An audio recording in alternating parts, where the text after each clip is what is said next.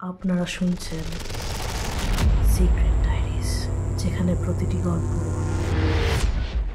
একটা নতুন কাহিনী বলে। প্রতিটি শব্দে আছে আতঙ্ক, আর প্রতিটি গল্পে আছে আপনার রাতের ঘুম কেড়ে নেওয়ার ক্ষমতা। সাহস করে শুনতে পারবেন তো?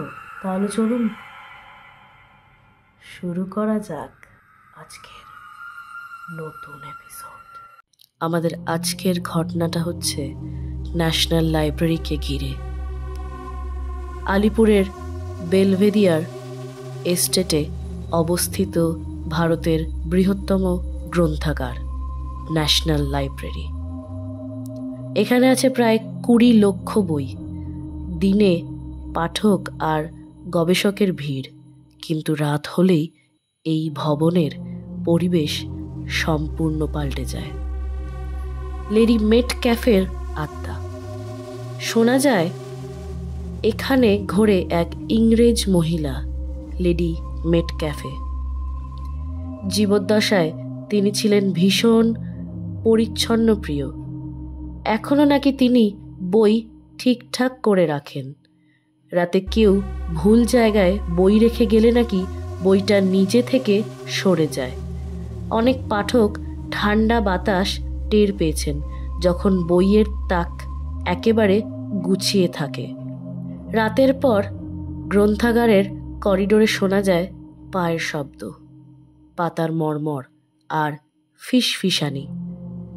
এক প্রহরী বলেছিলেন, একবার তিনি বন্ধ ঘরের সামনে দিয়ে যাচ্ছিলেন।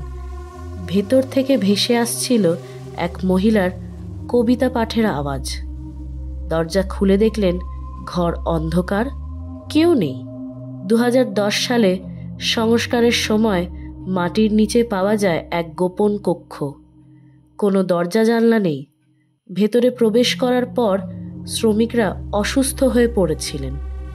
অনেকে শুনেছিলেন আঁচড়ানোর শব্দ। সরকার এটাকে স্থাপত্যগত ত্রুটি বলে ঘোষণা করে আবার বন্ধ করে দেয়। এটা ওখানকারই একটা রহস্যময় কক্ষ। এরপর ছাত্রছাত্রীদের অভিজ্ঞতা।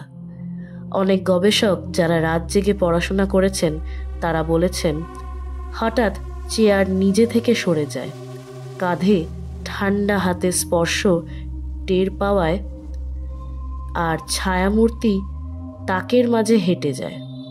এক পিএইচডি ছাত্রী দাবি করেছিলেন, তিনি হঠাৎ দেখেন ব্রিটিশ পোশাক পরা এক মানুষ তার ঠিক পিছনে দাঁড়িয়ে বই পড়ছে। সরকারিভাবে কোনো ভৌতিক তদন্ত এখানে হয়নি, তবু যারা লাইব্রেরিতে রাত কাটিয়েছেন তারা বলেন এই লাইব্রেরি কখনোই ফাঁকা থাকে না। বই শুধু পাঠকই পড়ে না, অন্য কেউ পড়ে। এই ছিল আজকের ঘটনা ন্যাশনাল লাইব্রেরিকে ঘিরে। যদি আপনাদের আজকের ঘটনা পছন্দ হয়ে থাকে তাহলে অবশ্যই লাইক, কমেন্ট, শেয়ার, সাবস্ক্রাইব করবেন, আর বেল আইকনে কিন্তু ক্লিক করতে ভুলবেন না। আমরা এরকম আরও গল্প নিয়ে আসবো খুব শিগগিরই। ততক্ষণ শুনতে থাকুন, দেখতে থাকুন। শুভরাত্রি।